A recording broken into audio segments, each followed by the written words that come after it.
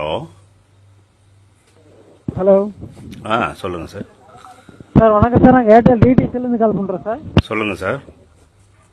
Sir வீர திருமால் முருகன். ஆமாம் sir. Okay sir. கொஞ்ச நாள் உங்கள் டிடிஎஸ்க்கு ரீசார்ஜ் பண்ணாமல் இருக்கீங்க சார். என்ன காரணம் தெரிஞ்சுக்கலாமா சார்? பணம் இல்லை சார். பணம் இல்லையா சார்? Okay sir. இப்போ மந்த்லி பேக் மினிமம் பார்த்தீங்கன்னா 246 இருக்குது சார். ஏற்கனவே எவ்வளோ சார் அது மந்த்லி? சார் மந்த்லி மொதல் 170 160 இருந்துச்சு சார். சரிங்க. இப்போ பார்த்தீங்கன்னா பிப்ரவரிலேருந்து வந்து பார்த்தீங்கன்னா கவர்மெண்ட் ரூல் படி மாற்றிட்டாங்க சார். ஒவ்வொரு சேனலுக்கும் ஒரு குறிப்பிட்ட தொகை மாதிரி எல்லாத்தையும் மாற்ற சொல்லிட்டாங்க. சரிங்க. அதுபடி பார்த்தீங்கன்னா இப்போ மினிமம் மந்த்லி பார்த்தீங்கன்னா 246 சார் உங்களுக்கு. ஓகே ஓகேங்களா. இதே உங்களுக்கு 6 மந்த் பேக் ஆஃபர் இருக்குது சார். அது பார்த்தீங்கன்னா 1249 சார். ஓகே. அதில் பார்த்தீங்கன்னா தமிழ் சேனல் எல்லா சேனல் தமிழில் 44 தமிழ் சேனல் வரும் சார். சரி சார். ஸ்போர்ட்ஸில் 5 சேனல் வந்துடும். அப்புறம் இன்ஃபோடைன்மெண்ட் சேனலில் ஒரு 6 சேனல் வரும். சரி சார். அப்புறம் உங்களுக்கு ஐபிஎல் சேனல் ஃப்ரீயாகவே கொடுத்துருவோம் சார். அது போக உங்களுக்கு ₹100 கேஷ்பேக் இருக்குது சார் அதில். சரி சரி சார். அது இல்லாமல் சார் இப்போ நம்ம டிவியை போட்டோம்னா நம்ம பார்க்க வேண்டிய நிகழ்ச்சியை பார்க்க முடிய மாட்டேங்குது சார்.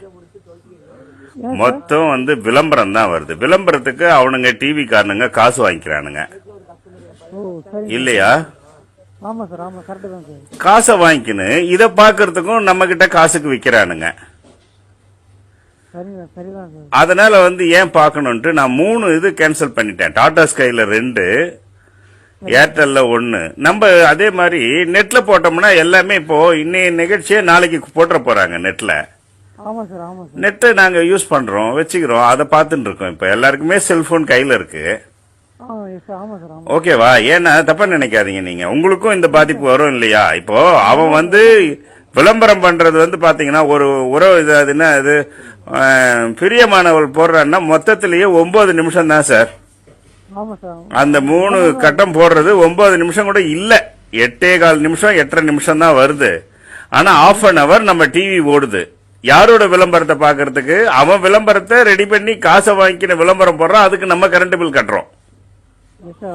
கரண்ட் பில் கட்டுறது இல்லாம இதுவும் போகுது, ரீசார்ஜ் பண்ணி அதையும் பாக்கிறோம்.